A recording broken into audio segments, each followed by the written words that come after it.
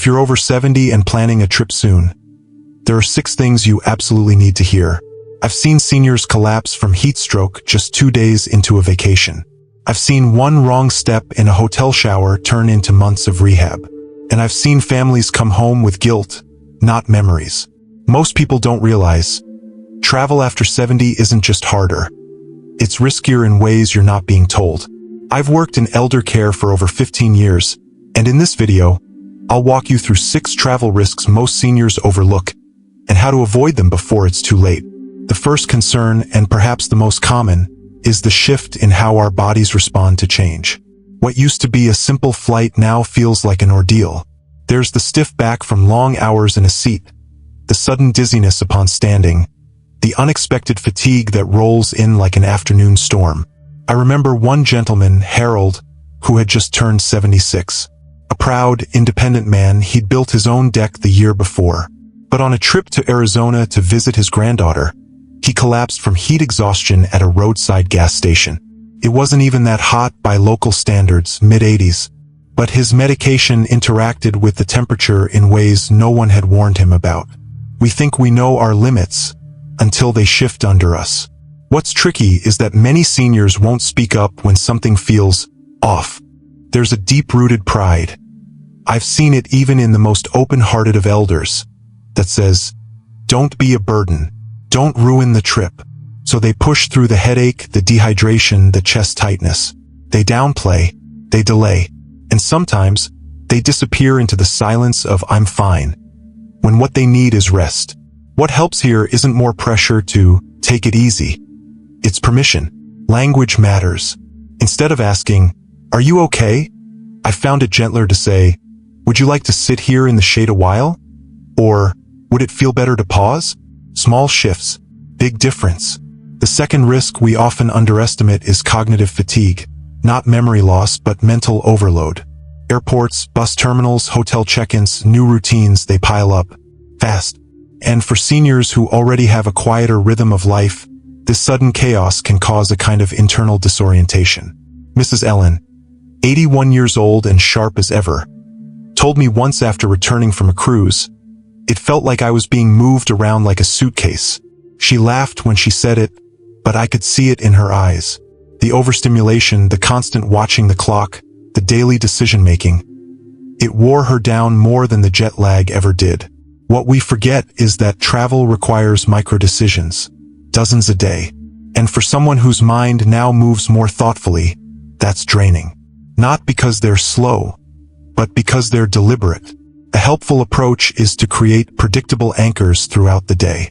Familiar snacks, a favorite audiobook, quiet time in the morning. When we build in rest not as a reward, but as a requirement, we protect more than just physical health. We preserve peace of mind. The third risk, though less visible, is emotional fragility. Travel often stirs memory. The couple you see holding hands on the beach might remind you of a partner now gone.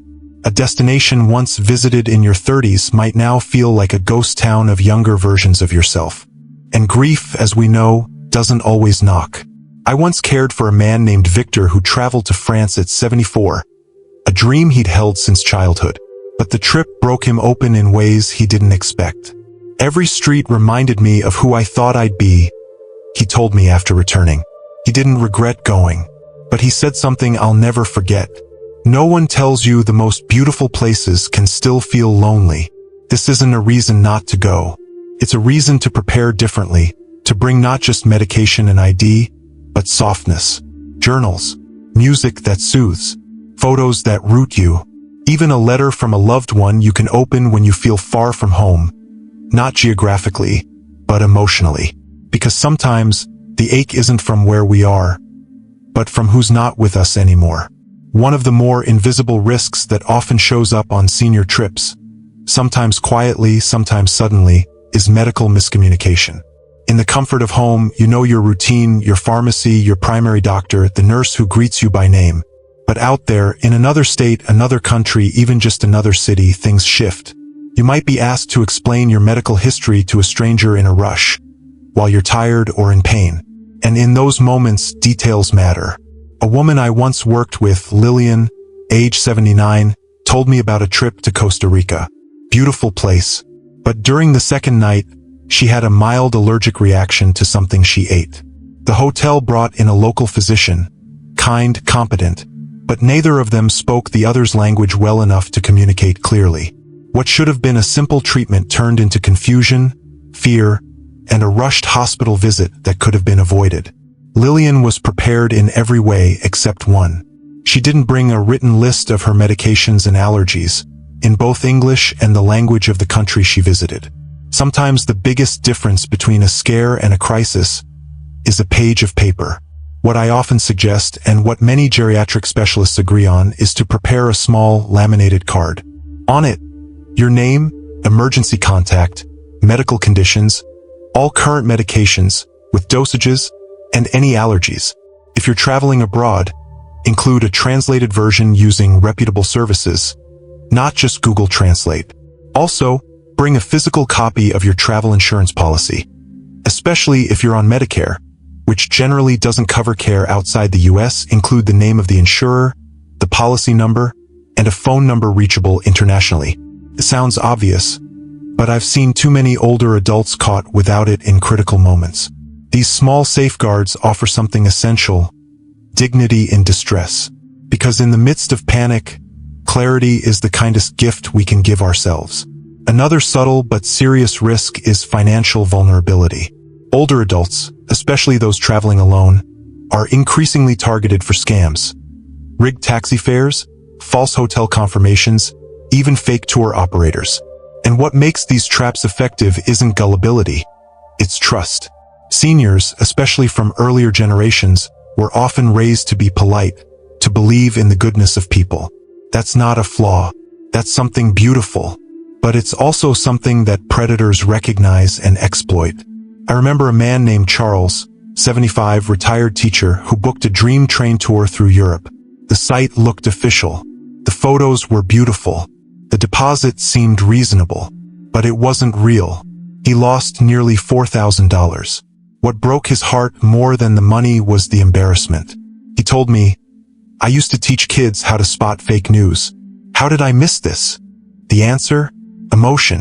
When excitement is high, critical thinking softens. Scammers know this. That's why planning with another set of eyes, a trusted child, a friend, even a travel-savvy neighbor, can make a world of difference. Not to ask for permission, but to ask for perspective. Sometimes just saying out loud, "Does this feel right to you?" is enough to catch what you can't see alone. Also, use cards over cash. Monitor transactions online daily while traveling, or have someone back home help you do so. And never, under any circumstance, hand your card or passport to someone out of sight, even in a hotel. Scams don't always look like crime. Sometimes they look like courtesy. It's okay to be cautious. That's not paranoia. That's preparation rooted in self-respect. Finally, let's talk about mobility and falls. Not the most pleasant topic, but one of the most life-altering when it happens. The numbers are clear. After 70, a fall in unfamiliar terrain isn't just a bruise. It can lead to hospitalization, surgery, even long-term loss of independence. And the frustrating truth is, many of these incidents are preventable. Hotels, historic buildings, crowded cities, they weren't designed with aging knees in mind. I remember Ms. Nora, age 83, who traveled with her daughters to New Orleans. On the second night, walking back from dinner, her sandal caught the edge of a cracked sidewalk. She fell backward, broke her wrist. The trip ended early. But what lingered for months wasn't just the pain, it was the fear that came after. "I used to love walking," she said. "But now every step feels like it might be the one that takes me out." We can't prevent every accident, but we can prepare better. Wear proper shoes, not just comfortable ones, but supportive, non-slip, stable shoes made for walking long distances on uneven ground. Bring a cane or walking poles if needed, not as a sign of weakness, but as tools of wisdom. Pace your day. Don't try to see everything. See fewer things well. And most importantly, listen to your body, not your itinerary. Sometimes the bravest thing a person over 70 can do is sit down and say, "That's enough for today." You don't need to prove anything. You've already lived a lifetime. If you're still here, feel free to leave your thoughts below. I read each one with care. When I think about the subtler risks seniors face while traveling, one that often gets overlooked but matters deeply is sleep disruption. At home, we have our rhythms. Our pillow, our window light, the hum of the house as it settles into night. But travel? Travel replaces all of that with something unfamiliar. New beds, new time zones, new sounds outside the window. And the older we get, the more fragile sleep becomes. I once worked with a retired librarian named Grace, 78 years old. Sharp mind, lovely sense of humor. She told me after returning from a 2-week group tour across Canada, "I never really fell asleep the whole time. I just closed my eyes and waited. That kind of accumulated exhaustion doesn't just make you tired. It erodes everything else: balance, digestion, memory, mood. You start to feel disconnected from your own self." For seniors, especially those with any underlying cognitive changes, poor sleep can even mimic signs of delirium, forgetfulness, confusion, emotional reactivity. I've seen family members panic mid-trip, thinking their loved one was suddenly declining, when in fact, their brain was just pleading for rest. What helps? A few small things. Bring your own pillow if you can. Avoid caffeine after 2 p.m. Keep a familiar bedtime routine, even on the road. Read a few pages from a favorite book. Listen to the same soft music. The body remembers patterns more than it remembers places. If changing time zones, try to arrive a day early just to rest.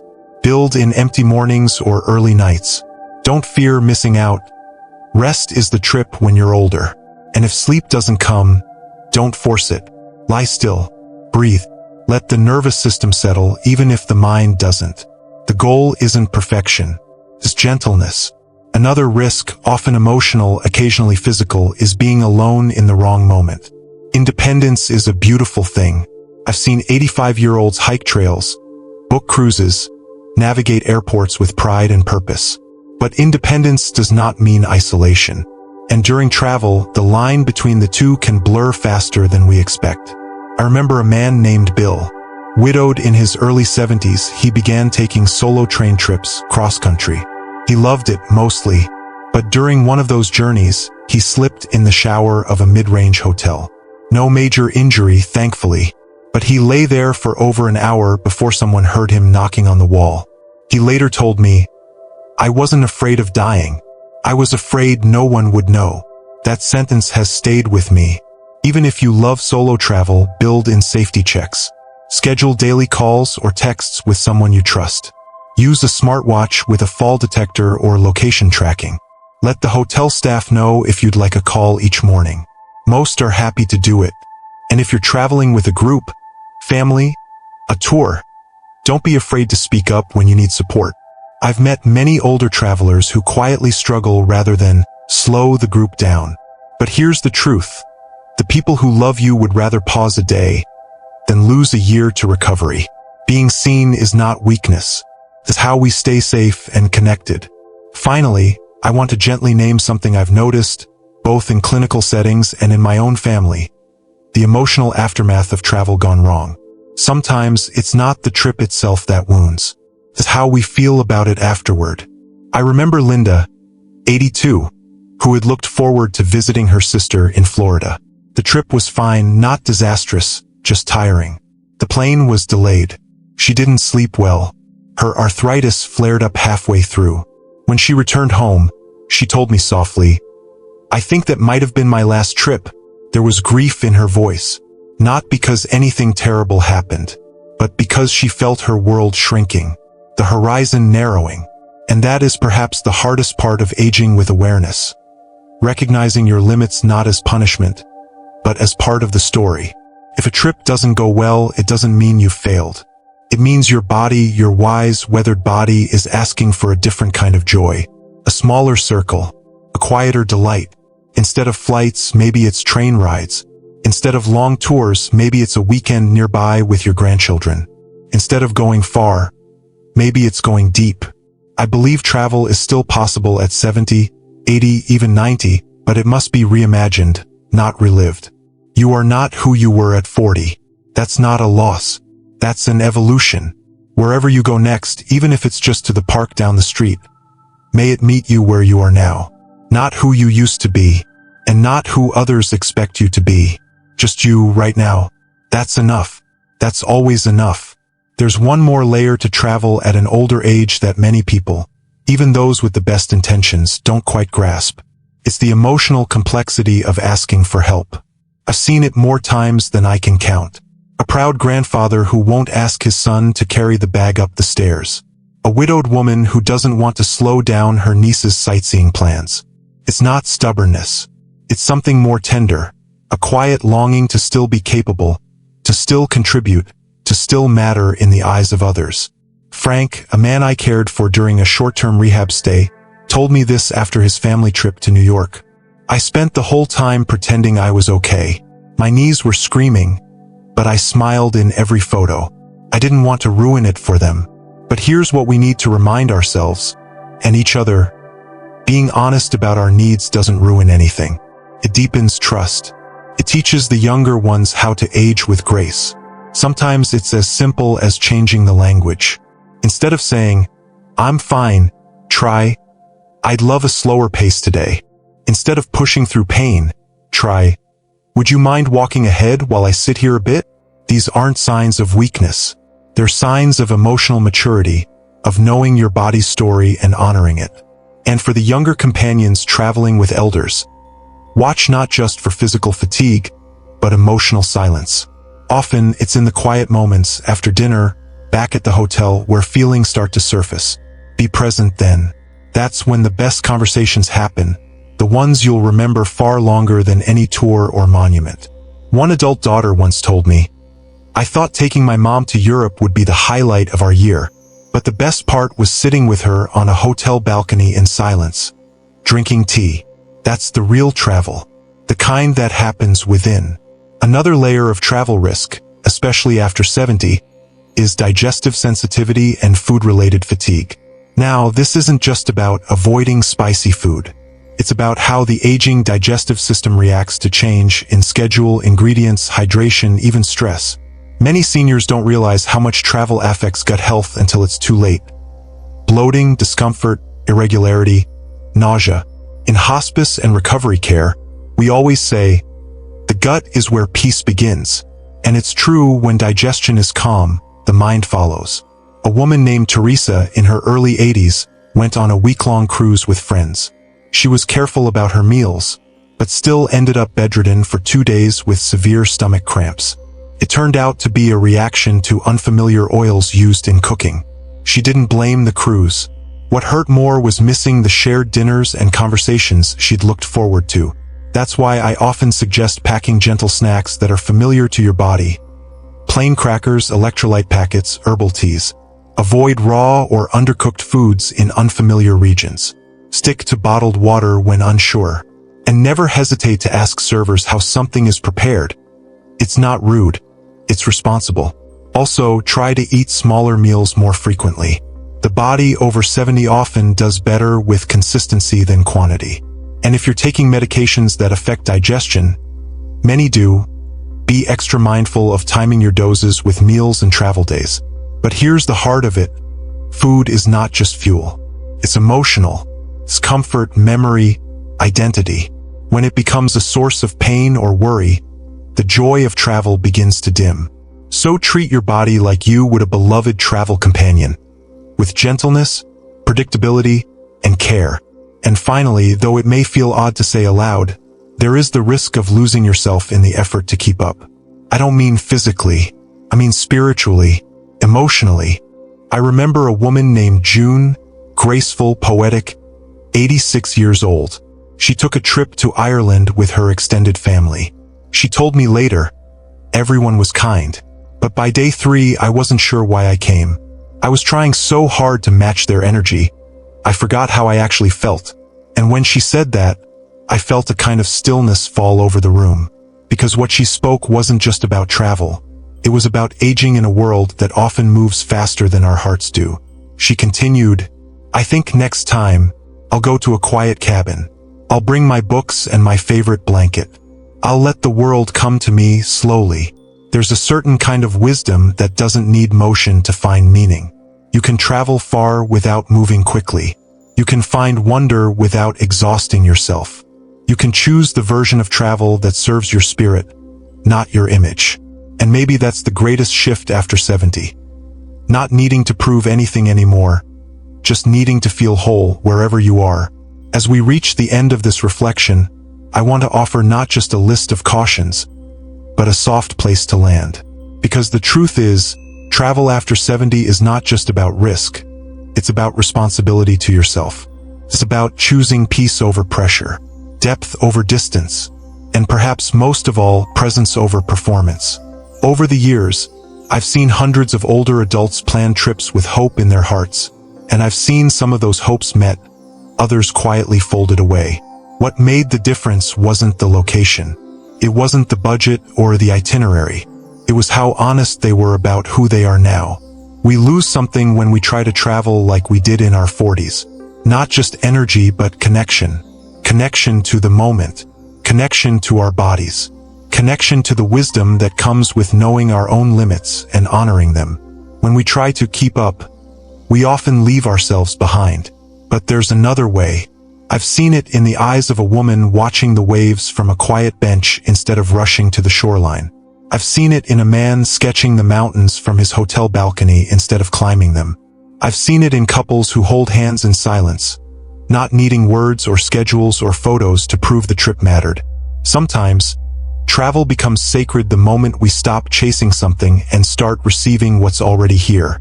If you're planning a trip, or simply wondering if you still can, I'd offer this. Don't ask, "Can I still go?" Ask instead, "How can I go gently?" Gently with rest built in. Gently with food your body recognizes. Gently with someone you trust checking in. Gently with enough margin in the day to breathe, sit, and feel. Because no matter your age, the real purpose of travel isn't to impress. It's to remember. Remember who you are. Remember what still matters. Remember that joy, real joy, can be quiet. If you find yourself grieving the way you used to move through the world, let me say this with care. There is no shame in changing how you move. The only tragedy is pretending you haven't changed. The world is still here for you. The light still catches the trees in the morning. Music still sounds sweeter in new places. And people still love hearing your stories, especially when you're rested enough to tell them well. So travel if you'd like to. Just do it in your own time. Take the elevator. Sit by the window. Eat the soup. Skip the tour. Rest twice a day. Say no without guilt. Let someone carry your bag. Let someone wait with you at the gate. These aren't signs of giving up. They're signs of living wisely. You've made it this far with grace. You deserve a journey that honors that. And if this trip, whether taken or not, reminds you of what really brings you peace, then perhaps you've already gone farther than most. Thank you for sitting with me today, for letting me share not just risks, but respect. Not just warnings, but warmth. If this kind of quiet reflection feels helpful to you, you're welcome to come back anytime. I'll be here,